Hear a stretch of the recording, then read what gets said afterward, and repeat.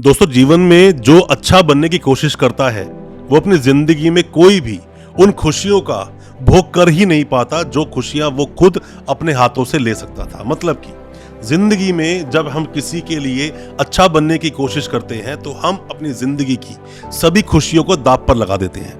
दोस्तों, एक छोटा बच्चा होता है, बच्चे कोई फर्क नहीं पड़ता कौन अच्छा समझेगा कौन गलत समझेगा। हम बोलते हैं कि बेटा किसी के सामने आपको ये चीज नहीं करनी है वरना आपको लोग गंदा बच्चे की श्रेणी में डाल देंगे। या फिर कई सारे लोग ऐसे होते हैं जो कि अपने प्रोफेशन में, जब टीचर्स होते हैं, टीचर्स को आप देखो पढ़ाता है वो, तो उसकी एक वैल्यू होती है, मतलब कि एक फेस वैल्यू है।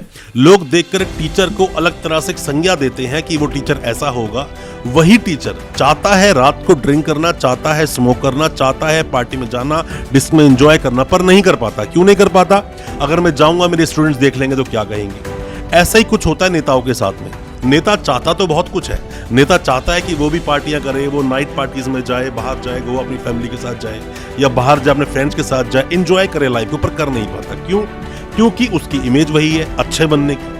दोस्तों, जितने भी लोग जब भी जीवन में अच्छा बनने की कोशिश करेंगे वो अपनी जिंदगी की बहुत सारी खुशियां, बहुत सारी वो चीजें जो वो एंजॉय कर सकते हैं जिसके लिए वो धरती पर आए हैं। दोस्तों, जन्म लेना, धरती पर आना, इसका मतलब ये नहीं गधे की तरह पूरी जिंदगी भाग दौड़ में ही व्यतीत कर देना। इसका मतलब ये भी है कि अपनी जिंदगी को, अपनी खुशियों के लिए भी जिंदगी जी सकें, अपने आप को भी कुछ वक्त दे सकें। इसीलिए अगर लोगों का बुरा भी बनना पड़े तो बनना चाहिए, पर जो आपको अच्छा लगे वो आपको जरूर करना चाहिए। मान लीजिए कोई भी व्यक्ति है जिसका मन तो करता है बॉक्सिंग करने का, पर उसके पेरेंट्स बोलते हैं नहीं, लड़ाई झगड़े का कोई भी काम अच्छा नहीं, आप अच्छा होगा कि आप आईएएस आईपीएस बने। क्या उसको वो खुशी मिलेगी? बिल्कुल नहीं मिलेगी। अपनी जिंदगी, पूरी जिंदगी वो सिर्फ और सिर्फ यही सोचकर गुजार देगा, काश मैं बॉक्सर बन जाता। दोस्तों, मैं आपको एक छोटी सी कहानी के जरिए आज आपको बताऊंगा कि दिल आपका अगर कुछ करने का करता है तो आपको वही करना चाहिए जो आपके लिए बनाया गया। कुदरत ने आपको अलग बनाया है, कुदरत ने हर किसी व्यक्ति को, हर किसी इंसान को अलग बनाया है। और आप सोचे कि नहीं मैं लोगों की तरह जीवन को व्यतीत करूंगा, लोगों की तरह जीवन को जीऊंगा, तो जीवन कुछ कर नहीं पाएंगे। ग्रांडमा मोसेस एक नाम मैं आपको बता रहा हूँ। ग्रांडमा मोसेस के बारे में आप कभी पढ़ना अगर आपको वक्त मिलेगा तो। ग्रांडमा मोसेस क्या करती है कि उसको पेंटिंग बनाने का बड़ा शौक था। पेंटिंग बनाने का शौक था। जब वो जवान हुई तो उसके बाद शादी कर दी गई। हालांकि उसने अपने पेरेंट्स को बोला कि मैं पेंटिंग करना चाहती हूँ, पेंटर बनना चाहती हूँ, मैं चाहती हूँ इसी को, पेंटिंग्स को आगे लेकर जाना, बट उसके पेरेंट्स ने उसकी शादी कर दी। उलझ कर रह गई अपने हस्बैंड के साथ में बच्चों के साथ में। बच्चे बड़े हुए, बच्चों के बच्चे हुए, फिर वो अपनी ओल्ड एज में चली गई। ग्रांडमा मोसेस जिसको हम बोल रहे हैं, जिसके बारे में भी बात कर रहे हैं, जब उनके हस्बैंड की डेथ हो गई, उनके हस्बैंड की डेथ होने के बाद में जब वो बुजुर्ग अवस्था में थी, तब उनको याद आया, क्योंकि उनके पास करने के लिए कुछ था ही नहीं, बात करने के लिए कोई था नहीं, लोग उनसे मिलते नहीं थे, तो उन्होंने एक पेंटिंग बनाने की सोची। क्योंकि फिर से दिल में तो वही था कि करना वही था, तो उन्होंने पेंटिंग एक बनाई। पेंटिंग बनाई, 2-4-5 पेंटिंग्स बनाई। पेंटिंग बनाने के बाद कोई उसको बाहर ले गया, बाहर ले जाने के बाद लोगों को दिखाई। तो दोस्तों, मैं आपको एक बात, बड़ी ही हैरान करने वाली बात आपको बताऊंगा। ग्रांडमा मोसेस जो पेंटिंग करती थी, एम्ब्रॉयडरी की पेंटिंग वो क्या करती थी। और दोस्तों, मैं आपको बताऊं कि 78 साल की अपनी एज के बाद जब दोबारा से उन्होंने पेंटिंग करनी शुरू की तो अपने देश में जो सर्वश्रेष्ठ, उनके देश में जो सर्वश्रेष्ठ आर्ट गैलरी थी उसमें उस पेंटिंग को लगाया गया।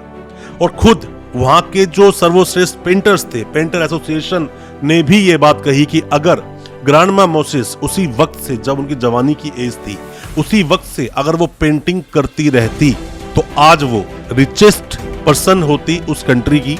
क्योंकि इतनी उनके अंदर आर्ट थी, इतनी अच्छी वो पेंटिंग बना सकती थी, जो उन्हें खुद को नहीं पता था, जो उन्हें बाद में जाकर पता चला 78 साल की एज के बाद जाकर। तो दोस्तों, आपको, आपके दिल में कोई भी किसी भी तरह के अरमान है, आप कुछ करना चाहते हो, किसी चीज में आप एक्सपर्ट हो, किसी चीज में आप अच्छे हो, आपको करना चाहिए। मैं एक और एग्जांपल देके आपको समझाता हूँ।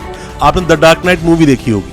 अगर आप द डार्क नाइट मूवी देखी है तो उसमें जोकर का जो किरदार करता है, वो जितने भी वहां के अंडरवर्ल्ड के लोग होते हैं, माफिया लोगों का पैसा लूट लेता है, बैंक से पैसा उड़ाकर ले जाता है। उसके बाद में जब वापस उन्हीं माफिया से मिलने के लिए वो जाता है तो वो बोलते हैं कि अगर इतनी ही प्रॉब्लम है बैटमैन से तो उसको तुम मार क्यों नहीं देते। तो वहां जोकर दोस्तों क्या काम की बात बोलता है, लाजवाब बात बोलता है। उसमें बात बोलता है कि जिस चीज में आप एक्सपर्ट हो, जिस भी चीज में आप निपुण हो, उस चीज को कभी फ्री में नहीं करना चाहिए। हाँ, अगर आप मुझे उसकी सुपारी दोगे, पैसे दोगे बैटमैन को मारने के लिए, तो मैं उसको जरूर मार दूंगा। अब दोस्तों, यहाँ पर मेंटेलिटी इंसान की डिपेंड करती है, मेंटेलिटी बोलती है। और ये कुछ गलत चीज नहीं, जिस चीज में आप एक्सपर्ट हो तो उसको आप फ्री में किसी के लिए मत करो, ये कुछ गलत नहीं है। Charity begins from home. पहले आप अपने आप को अच्छा करोगे, उसके बाद ही चैरिटी कर पाओगे, वरना कहीं ऐसा ना हो कि चैरिटी की खुद आपको जरूरत पड़ जाए। बेहतर है लोगों के लिए अच्छा बनना आप छोड़ें और अपने लिए जिएं, और कोशिश करें जितना अच्छा हो सके, अपने आप को वक्त दें, अपने आप को और ज्यादा कारगर बनाएं। और दोस्तों, अगर हो सके तो अपने वक्त की इन्वेस्टमेंट खुद अपने आप पर करें और अपने आप को और सशक्त बनाएं और कामयाब बनाएं।